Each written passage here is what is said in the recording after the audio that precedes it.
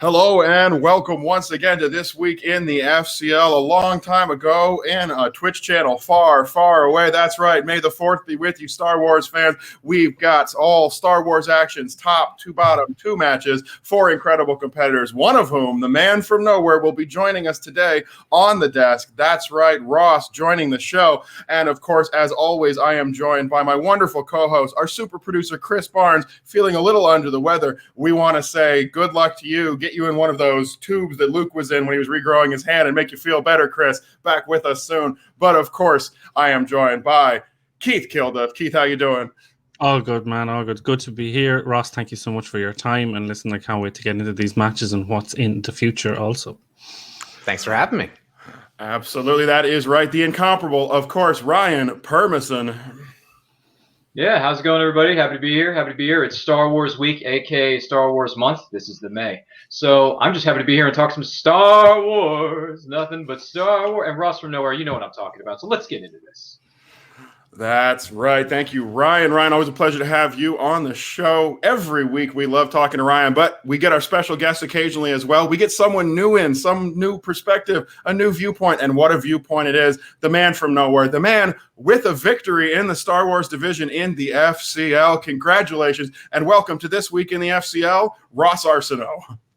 Thanks for having me on, guys. It's good to be here. It was a good week, good result, and happy to chat about that match and the other Star Wars match that was on the docket. Yes, 2 really, really great Star Wars matches, some very impressive competitors, including a MTS alum, that's right, and you got a chance to meet up with him in the ring. We got some great action to talk about, and as always, our match breakdowns are brought to you by our very own Keith Kilduff. Keith, let's go ahead and get on into it and talk about what went on this week in the FCL.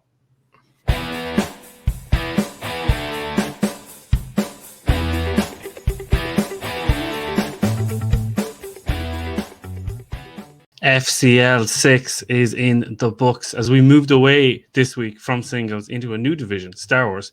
As Andrew has said, 4 new competitors entered the ring. And we'll start with this guy's match first. Ross versus Matthew Reed of Swag Drip Drip fame.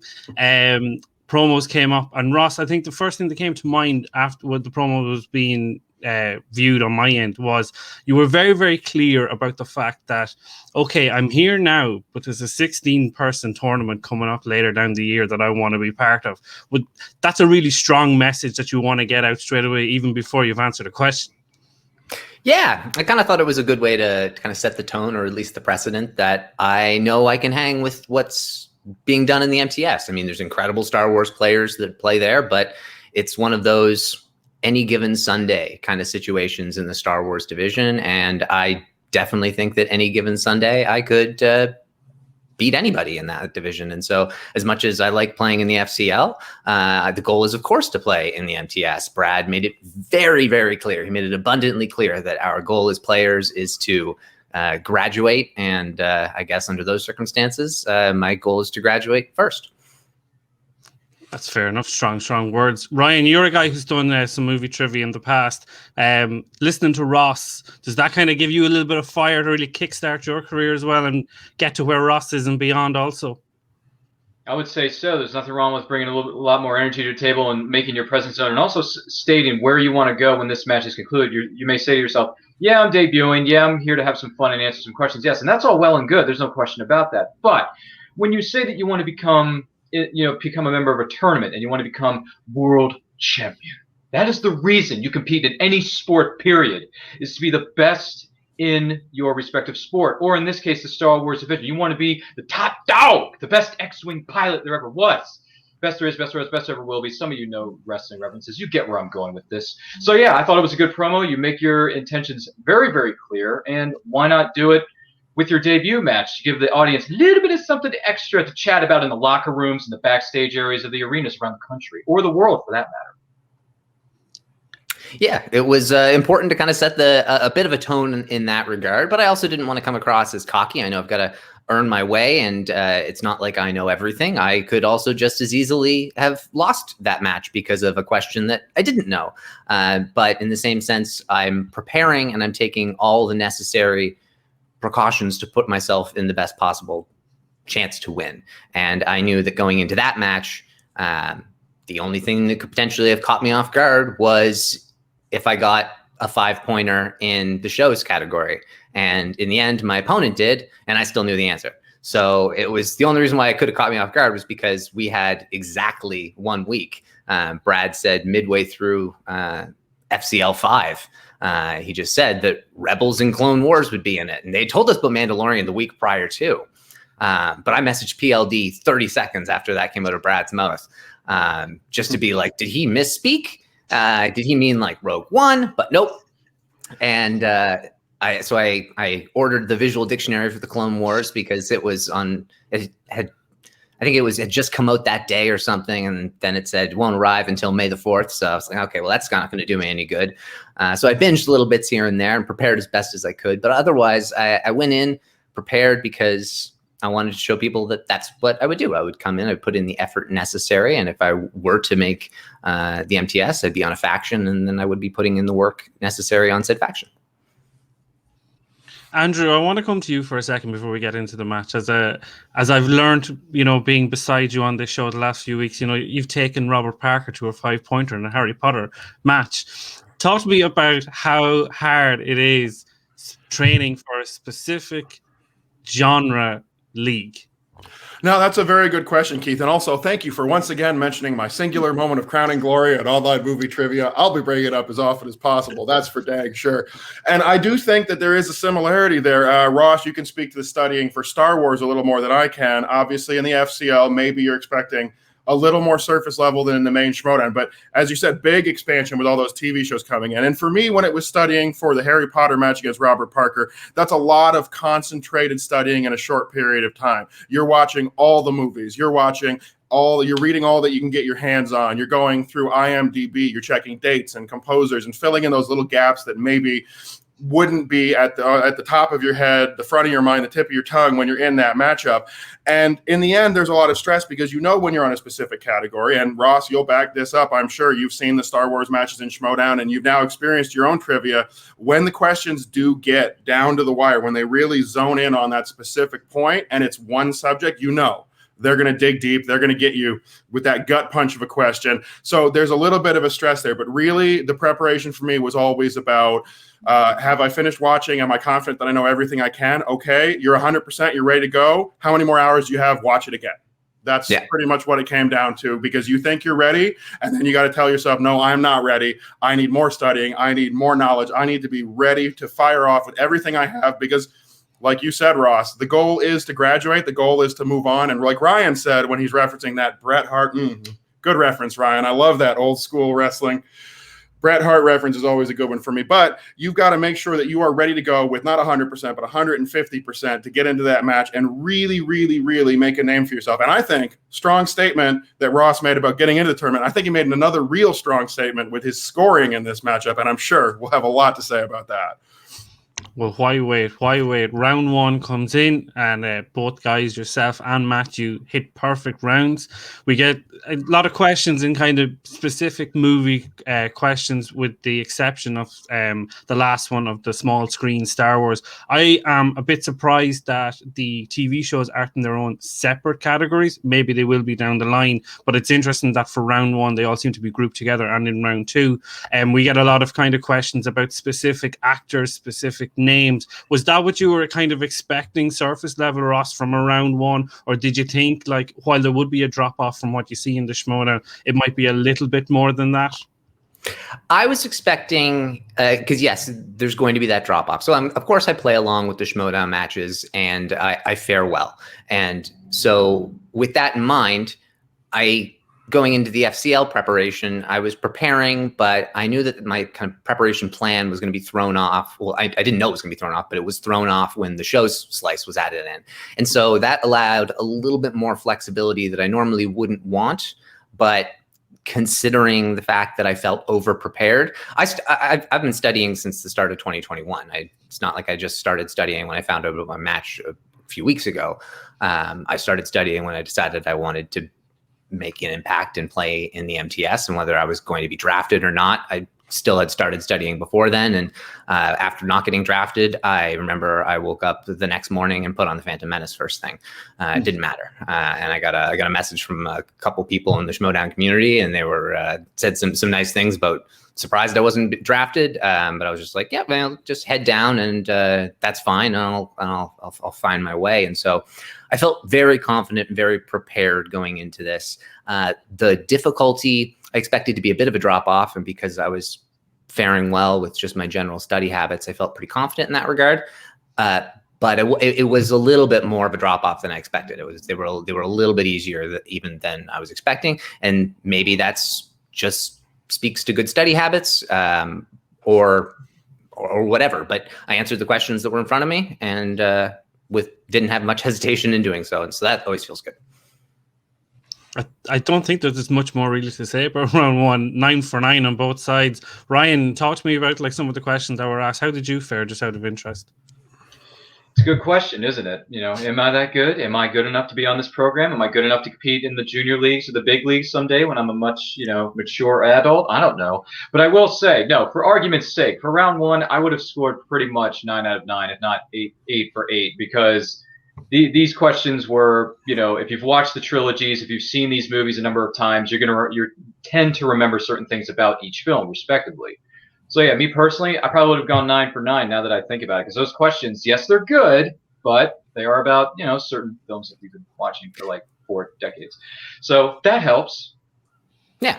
It's the earliest, it's the first skim of icing that they're doing on the Star Wars FCL cake. And so it's on, they can go as surface level as they want because it's that first crack at it. And so there's nothing wrong with that. No, definitely not. So listen, let's move into round 2. Our wheel comes up. Kind of getting the same sort of vibe as a normal Schmoedown match, with the exception of the small screen Star Wars slice is in there. Jedi Order is in there. I believe there was a Villains, there was a Planet's Location slice. You choose to spin first. You get spinner's choice. I mean, you must be feeling pretty hot in yourself. You've gone perfect. Now you get to dictate what you want to do. And you chose Revenge of the Sith. You went 8 for 8. Like, the answers must have just been like popping left, right, and center, because you really didn't. It felt like Ethan Irwin. I remember when he first burst onto the scene a couple of years ago, when in his round 2, he was like boom, boom, boom, boom, 8 for 8, like just smashed it completely.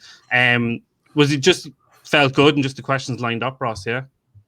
Oh yeah, there were no difficulty whatsoever. There was one where I did have a moment, and this was when you're so in the trenches of specificity. I realized, okay, Ross, don't say this. You'll come across like a tool. When they said, where was the location of the final duel between Anakin and Obi-Wan? Anakin and Obi-Wan never fought. It was Vader and Obi-Wan. He just wasn't in the suit. And so I just, at a moment, I just had a quick, and I just, Mustafar. Because it's obviously what they're talking about. It's very obvious what they're talking about. But that was the only moment of even the smallest bit of hesitation, and it was purely because I was like, "Oh, this is the question should have Vader's name there," and that's purely just on me being a Star. I also, one of my favorite conversations in Star Wars is what's the line of Anakin and Vader, and on my podcast we were talking about that specific scene and how that is very specifically Vader the week prior to. And so it was just top of my head. But other than that, yeah, it was a very easy round. I did find I chose Revenge of the Sith. That was something that was beneficial. I wanted to choose a slice that was in the MTS and was specific in a category, and Revenge of the Sith seemed like a good enough one to do it, but it wouldn't have mattered. I also, when he got, I gave him opponent's choice on that regard. I gave him quotes because I just needed to get the smallest of edges whatsoever. So I figured he was also going to go perfect. And so it was a matter of what can I get him to check multiple choice 2 on once.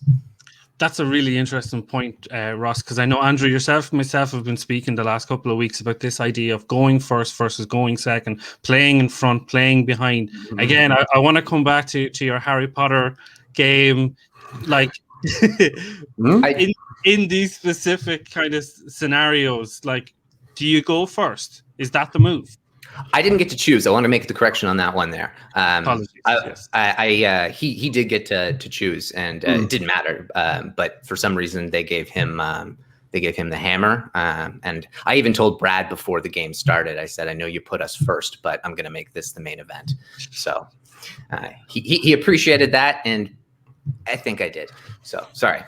No, that's good points to bring in, and I'm absolutely thrilled. That's why we have people like you on the show, Ross, guests from the FCL, because you give us these insights that we can't get, the little behind-the-scenes nuggets. That's what you get here on This Week in the FCL, folks. Like and subscribe. In answer to your question, of course, Keith, we've got a situation where you have to make a decision whether to go first or second. Now, obviously, it wasn't Ross's call, as he just said. His opponent is making that choice. He's deciding whether to go first or not. I think this is honestly maybe the only situation where, as far as the strategy goes, I'd say it's a bit of a toss-up, because there's advantages to going first. You get ahead of your opponent, you put the pressure on, try to rack up those points and make them fight for it. Maybe they'll get rattled. Sometimes it's good to go behind your opponent, see how many they score, know what you have to get. You can go to multiple choice, maybe a little more than you would have if they didn't have a great round. And right here, they're going in, both perfect, both hitting some surface level questions, both tied. Honestly, I don't think in this particular case I have a preference one way or the other. Although, as I've said many, many times before, usually my preference is not to defer. It is to go first. Put that pressure on your opponent. As long as you think you can get the answers, and if you don't, you shouldn't be competing, then get that wheel up there, get your category, put those points up, and make your opponent work to catch you. In my opinion, I'd fall on that side of the coin. So Matthew comes up second. He spins away from Rise of Skywalker straight away. Ryan, would that be a slice that you would be interested in his position, or if there's something more juicier on the wheel, take the extra go around? Yeah, I can understand why some competitors or certain people would spin away from Rise of Skywalker. It's not a divisive movie at all. I think the film's fine. I don't think it's hot garbage like other films in Star Wars, which we'll talk about later. But yeah, I would have spun away from Rise of Skywalker. That's too fresh. I want to go old school, man. Give me some Empire. Give me some Return of Jedi. Give me some New Hope. Give me some I'll take Phantom Menace, because Ray Park, you're a good man, good sir, playing Darth Maul in that first movie. So I would have taken either one of those fantastical 4 films, at least in my humble professional opinion. But yeah, I would have spun away from Rise of Skywalker. What's that? There weren't many original trilogy on there, if I recall. Yeah, we have it here in front of us. It looks like you had the option for A New Hope, and you had the option for Empire Strikes Back, and because Ryan mentioned it from the prequels, Phantom Menace. Those would have been your 3 that would have been on the wheel of the 4 mentioned. Either way, I would have been just fine. Yeah, and that's the thing. Him choosing to spin away from Rise of Skywalker, I think a lot of people thought that was like the obvious decision. Okay, there's a piece of information you now have, is that he doesn't want Rise of Skywalker, give him Rise of Skywalker. Mm-hmm. But Rise of Skywalker is not only the new, well, I would say the newest property, but the second newest property, because there would be newer Mando in there. Mm-hmm. But it's also an entire movie category, and it's something that he's clearly knows his surface level Star Wars, and you're going to go even more surface level because it's new. And PLD on his podcast hadn't gotten to Rise of Skywalker yet. And so I don't think he's rewatched it recently.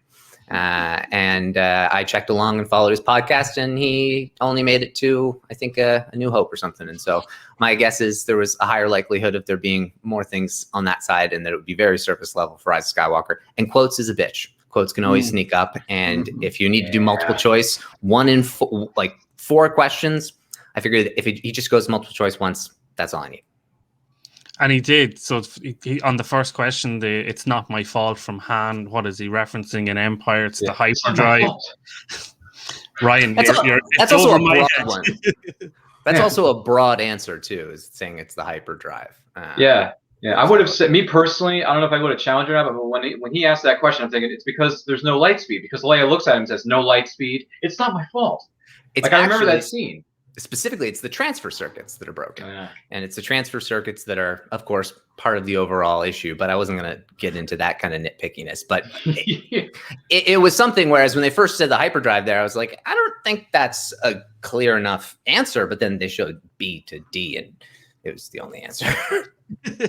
Well, as you said, all you needed was that little gap to be created, and by him going to the multiple choice, regardless whether he got it right or wrong, you were going to create that gap. So you end up in front by 17-16 as you move into third round. You're feeling obviously quite good still 100% in the can. We're moving nicely. And the beauty of this obviously is that you're relying on him to burn his questions now. So he needs to kind of fire back at you. So it is the perfect position to be in. Obviously, make him answer his 5. Exactly. So he comes in round 3, hits his 2 with who is the actor C-3PO, bounces back to you. You brush up again on your Revenge of the Sith knowledge by knowing the Dark Plagueis question. Matthew hits his 3 with the Dagobahs, the planet that Luke is referring to. Then you bounce back again with your villains category 3, the answer being the apologies from Captain Nita. And then we come to the 5, which is decided and dictated by this wonderful new category that we have, small screen Star Wars. What 2 characters were voiced by Sam Witwer in the Clone Wars?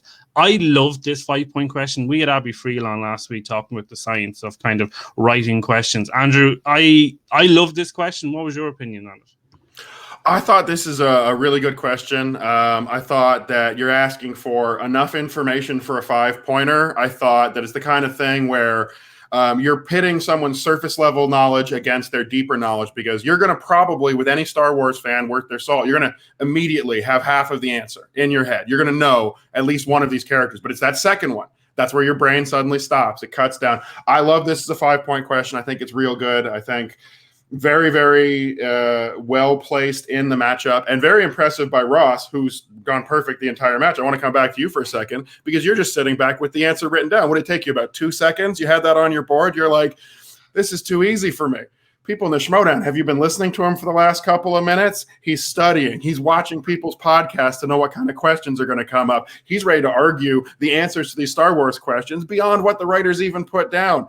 I'd say a goal making it to the Schmoedown might be more of an eventuality when it comes to you, Ross. Very impressed by you in this. And that 5-point question, I think a good, well-balanced 5-point question. Ultimately, you had to love the question too, Ross, because this is the one that gives you that big W.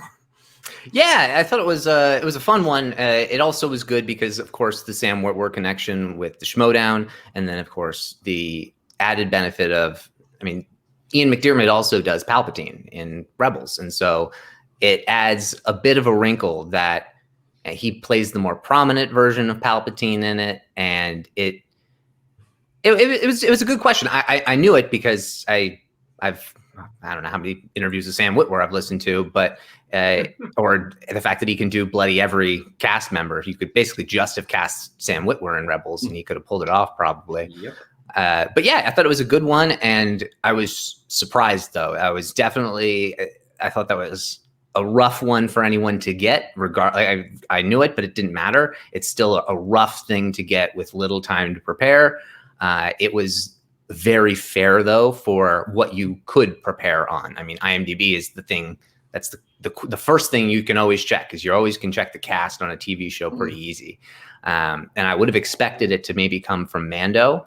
If they were going to give us a 5-pointer, I would not have guessed it to come from Rebels or Clone Wars. I would have expected it to have been an actual question about something that occurred in a Mando episode. But then again, I don't think they wanted to go quite that deep for the 5-pointers. And I would have been interested to see what mine was, but I wanted to answer a 5-pointer. Ryan, I want to come to you for a second, because I know we spoke last week, all of us on screen, and we were mentioning how that this layer of small screen Star Wars coming in to this division is just, it has the potential to blow the division up completely. And we've obviously seen it, unfortunately, it was to the detriment of Matthew this week.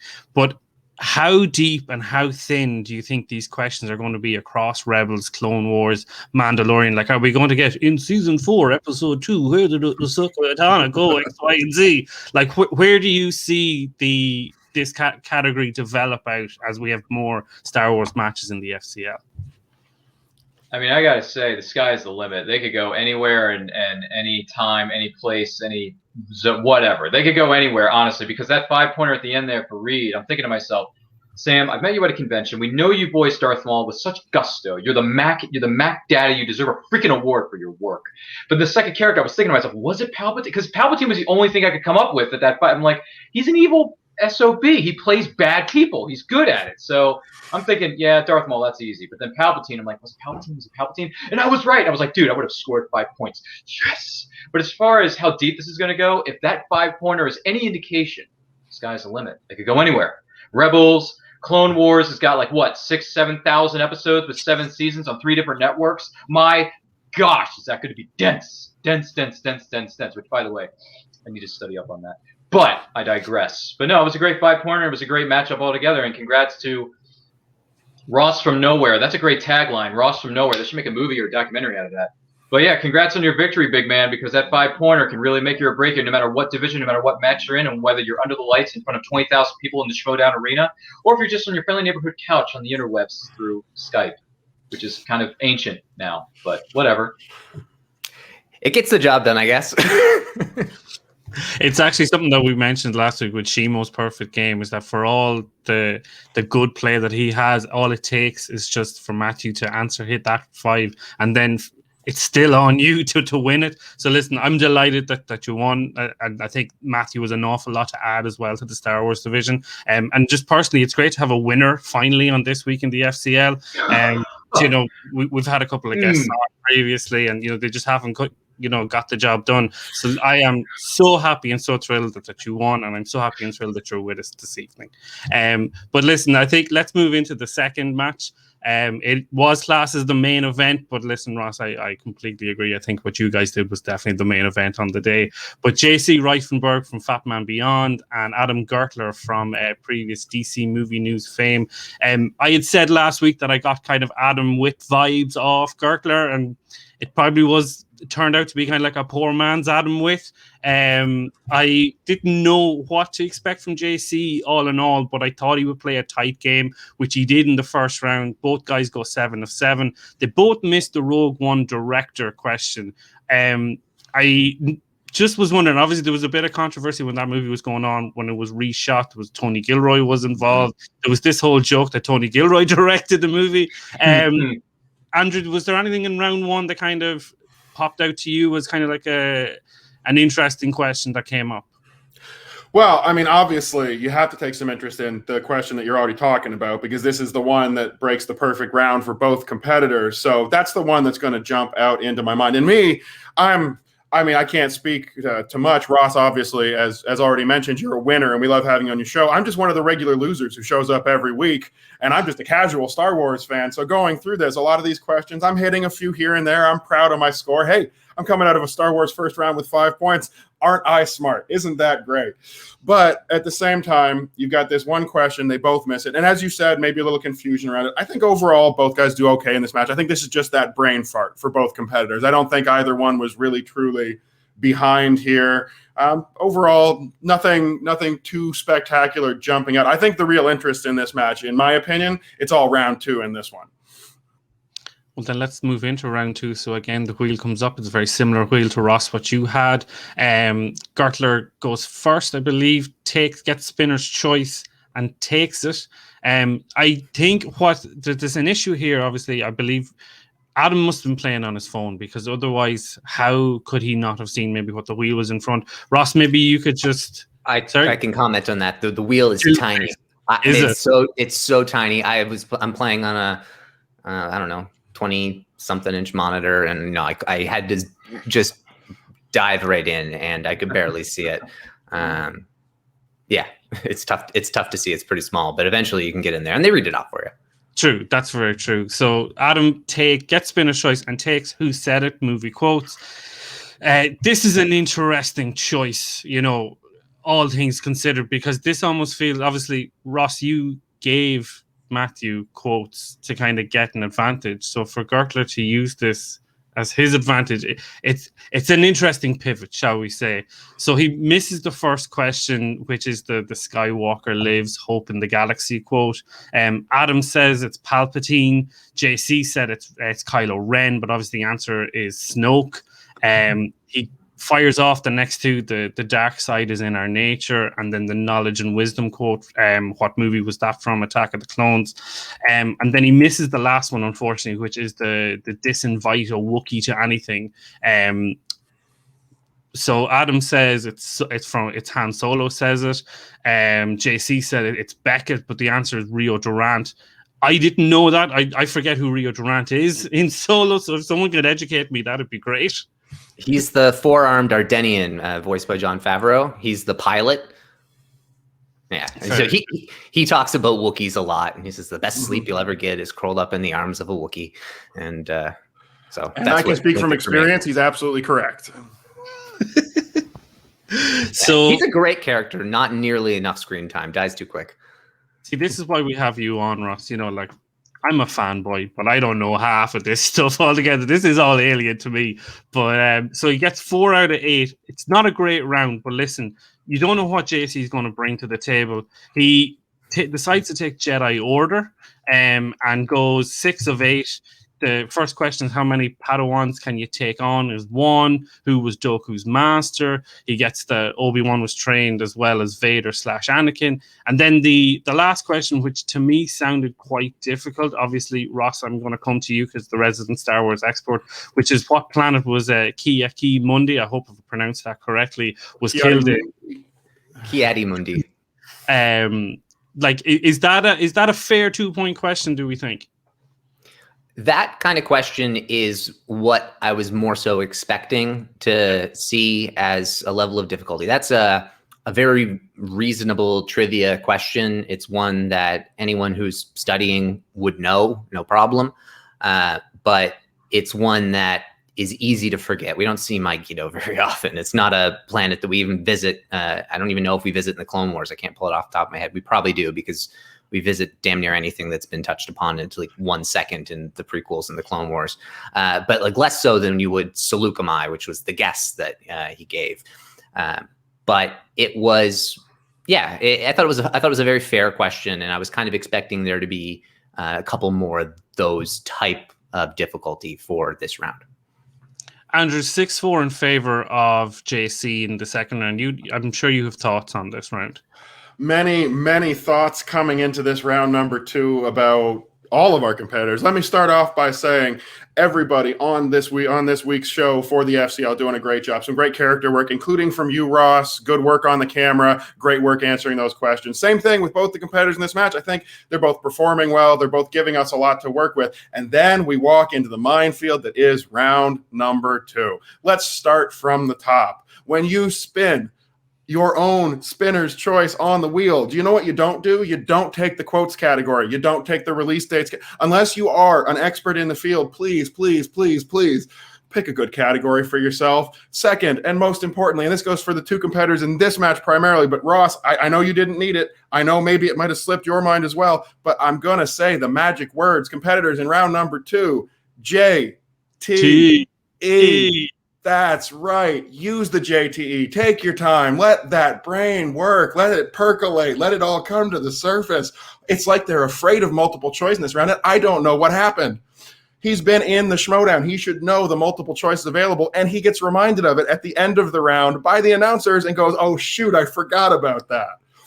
Please, competitors, we love to see big scores. We love to see sudden death overtime. Use those JTEs, get those points, and give us what we want to see. There were some mistakes made in this round, basically, in my opinion. I apologize if that hurts anybody's feelings, but I think some real missteps in strategy here, for sure. Andrew, we don't need to apologize at all on this show, so let's just, we can park that comment. Well, one of us does. Ryan, talk to me. 13-11 at the end of round 2. What were your thoughts on round 2? Yeah, round 2 was something else. It was a bit difficult. The first match we had with Ross and Reed, that was a great match, and it was a warm up. This match, there were deep cuts. They were tougher. It was brutality. These questions were digging a little bit deeper into the Star Wars hole, So it was something else, man. And then when you choose Star Wars quotes for round 2, and then you don't use your JTEs, you don't check the multiple choice. I'm thinking you got to think to yourself. Yeah, I probably should have listened a little bit closer when the announcers were going over the rules of round 2 again. Just saying, I have repeats. Hello, you have multiple choice for Pete's sake. But yeah, it was a tough round 2. But hey, both competitors did what they could with what they had with their each respective categories. Star Wars quotes was definitely tougher this time than it was previously. And then what was it, JC? I forget what category he got for round 2. But yeah, some of those questions were, not all of them, but a few of them were a bit challenge it, but he got through it. And by the way, JC was it Reifenberg's demo reel or the promo package? My gosh, this guy's been on every talk show since like 1972. How old is this guy? Seriously, how long has this guy been on God's green earth? Man, but anyway, more power to you, JC, because clearly you've been around for a lot more than just 4 decades, I think. I mean, just hit me up on Twitter if you want me to if you want to say what your age is. But I'm just saying, yeah, tough round 2, but at least both competitors made it through. But by the way, Culinary Kraken, Adam Gertler, what does that have to do with movie trivia? I don't get it. Makes no sense. I mean, anyway, it would look great on a T-shirt, though. Let's be honest. Yeah, I mean, it's good to have you back, Adam, even though you betrayed the greatest movie trivia Schmoedown player there ever was, Mike Kalinowski, when he knows, but whatever. I think that's a Mike Kalinowski reference, so let's all drink and move on. You're welcome. I think the important thing though out of round 2 is for JC's point of view is that like it's new to him, it's his debut. You want to just get a lead, you want to get in front. You know, I always talk about the fact like it's better to be ahead and then have them chase and be in that driver's seat. So he comes out 13-11. We move into the final round. Adam gets his 2. It's the Rise of Skywalker question about Lando being on the planet of Pasana. Am I pronouncing that correct, Ross? Apologies. Yep. Misses that, unfortunately. Gets his 3-pointer with who played Rose Tico in The Last Jedi. Bounces back to JC for his 2-pointer, which is the droids one of what type of droid was sent to Hoth to find evidence of the Rebel base, which is the Imperial probe droid. So that fires it back onto Adamson. It's all on him. Category of Rogue One, and who takes command of the Death Star from Krennic? He says Vader. That's incorrect. And your winner, JC. Ross, what did you think of the questions in round 3? I thought that they were similar. I was. They kind of went the same direction as the rest of the match. I thought that they were pretty similar. I thought the round 2 questions for the second match were a little bit better questions. But yeah, they were. They were. There's not a whole lot to say. They were good questions. It was a bit of an anticlimactic end, though, for sure. It just seemed like Gertler had no chance of catching. And at that point, he was flustered, and he seemed flustered coming in. So it was a bit of it wasn't the tidiest of round 3s either. Andrew, talk to me about round 3. How did you see it? Yeah, clearly Ross not terribly impressed with the questions. Again, I, being a filthy casual, have no idea how hard they actually are. Not impressed with the questions, just in terms of level of difficulty, not necessarily scratching the itch. Well, to be fair, I mean, Ross, I don't think I'm putting down any competitor when I say it seems like you're unimpressed with Star Wars questions, because just from speaking to you for the last half hour, it sounds like you know just about everything there is to know about Star Wars. Probably all those books on the wall behind you there. You've done a very good job studying, obviously. Both competitors in here. And like I said, this is just a round 3. This is what happens. You come in a little bit behind. You got to answer some questions, see what happens. And this is going back to that round 2, what I said, why I encourage competitors to work so hard to get that lead, to hold on to it, and often not to defer on the wheel, is because if you can take a lead on your opponent, you don't have to answer a question that you don't know and get stressed out about it. They have to answer all the questions. They have to put the pressure back on you. That's exactly what happens here in round number 3. And Gertler does his best. He does manage to get his 3-pointer. Looks like he might be able to fight his way back in and push this towards the inevitable, that potential 3 or 5 point for his opponent. Just doesn't work out this time. Good match overall. I enjoyed it very much. I thought both matches were on this week. I thought Star Wars, great way for it to debut, and great work on the desk. Both our announcers dressed up. Steph Sabran, Brad Gilmore looking nice as always, of course. But round 3 here. To me, this is just the story of a guy who's in round number 9 of a boxing match. He's throwing every punch he can, trying to land that shot on the chin and take his opponent down. In the end, he doesn't do it, gets knocked out himself. That's the end. It's unfortunate, but it happens when you step in for the fight. Very true, Andrew. So, Ryan, I just want to come to you on the last piece of this. I think Adam made an interesting point in his post-match interview. He was talking about like coming back into just normal singles. And I just wonder, obviously, we've seen this kind of insertion of IG into normal singles over the first 5 weeks of the FCL. Do you think that this is definitely an opportunity for him to still bring Star Wars into that as his specific slice for a singles competitive match?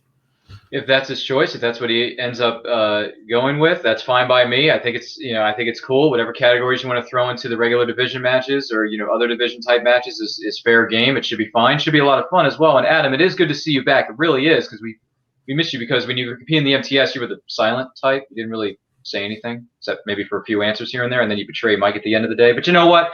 I am happy that you're back.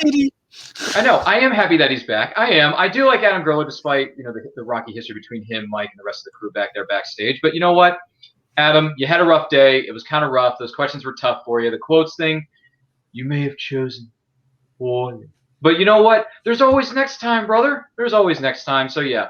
No, if he chooses to go with Star Wars in a future matchup for himself, great. If he chooses to go with something that's Inner Geekdom related, that's fine too. Maybe you could go with something. Maybe you could go with DC, Adam. I mean, you have that history with the brand, with the company. So dig it, man. Dig it. Go for it. But you got nothing to lose and everything to gain. So my hat's off to both competitors. It was a good match. It was fun to watch. But man, Ross, dude, the spotlight was all on you, brother. You just ran away with it.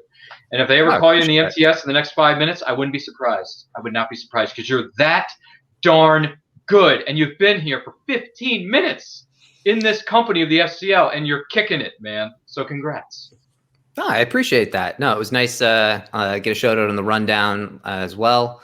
Give me a nice shout out as someone who would be likely to graduate soon. So hopefully that does happen. But in that same vein, I'm working at it. That's the thing. It's not like I remotely feel that one performance can get me anything. It's a matter of I hope that I've got the opportunity to continue to prove it, whether it's through the FCL or if a manager reached out and wanted to ask me questions, I've got no problem answering them, sort of thing. So I'm very open to that. And it was just a ton of fun. Yeah, Brad and Steph did a great job. JC and Adam match was a ton of fun. Their promos were great. Adam with the egg and his gigantic knife. Culinary Kraken has been unleashed. I'm like, hey, I understood that reference. I was there in 2010 when Clash of the Titans came out and Liam Neeson killed it. It was great. I had fun watching that movie in theaters. I did. Gents, I think we have wrapped up everything that has happened in FCL 6. So let's take a look at what's coming up next week on the FCL.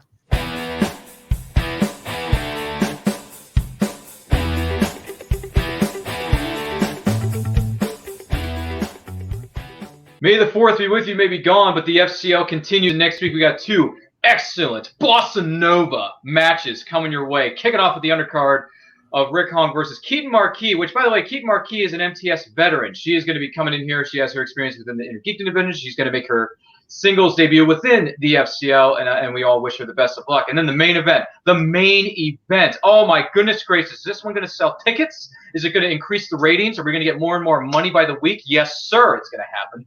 Because what do you got? You got the man who's trying to establish a dynasty, a very important, all-encompassing dynasty. David Campbell was going up against that snot-nosed punk who likes to wear leather jackets, calls himself a TV guy, and yet he knows way too much about movie trivia for his own proverbial good, and that is Nick Harley. So with these 2 excellent matches that are coming our way, I'm looking forward to seeing what these competitors are going to do. Keaton Marquis, especially with her experience within the MTS Inner Geekdom division. Obviously, you got Campbell and Harley have already had a match respectively within the FCL, so they've already gotten their feet wet. They're ready to duke it out, do it punch for punch, blow for blow, what have you. But I got to go. Andrew, how excited are you for this undercard and main event matchup?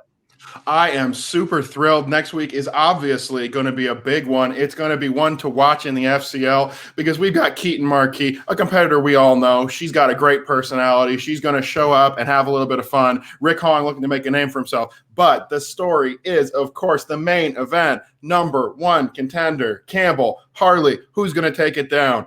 I don't know the answer to that one, but as a filthy casual, I'll certainly be pulling for Mr. Harley in that main event. I don't know if anybody else feels the same way. How about you, Keith? Oh, I don't feel the same way at all. I'll be perfectly honest with you. But I think if I have a lot to say about Campbell and Harley, so I'll just breeze through Hong and Markey. I think, listen, we know Rick from the Cuckoo's Nest last year with the MTS. He played 1 match. He hit a 7 out of 8 in his round 1. He answered a couple of questions in round 2 and round 3. But I think from a strength point of view, we're looking at animated and dramas was kind of his wheelhouse based on what we've seen in that. Keaton, I think, is going to come in sort of a shape that kind of Chris mentioned a couple of weeks ago in terms of these IG competitors in singles, where they look to try and get 5 to 6 points in the first round, hit their IG category in round 2, and then see how the numbers lie in round 3. I'm really excited to see both of these. But in terms of Campbell and Harley, I love the scene that we got in between the two matches this week with the two of them and Brad in the middle. It really felt like UFC 261, Jacksonville, Florida, 15,000 people, Dana White in the middle, Kamaru Usman on the left, Jorge Masvidal on the right, and the two guys just going at one another. I really, really cannot wait for this. And obviously the confirmation that the winner is going to play in the title match in June is going to be so, so exciting. In terms of how this is going to go down, the average round 1 that we've seen across the first 10 games is 6.6. Campbell hit 7 in his first round and Hardy only hit 6. So by that logic, Campbell should be able to get ahead in the first round, dictate round 2. And again, neither of these guys had to hit their 5 in their first game. Someone's going to have to do it this time to get a win.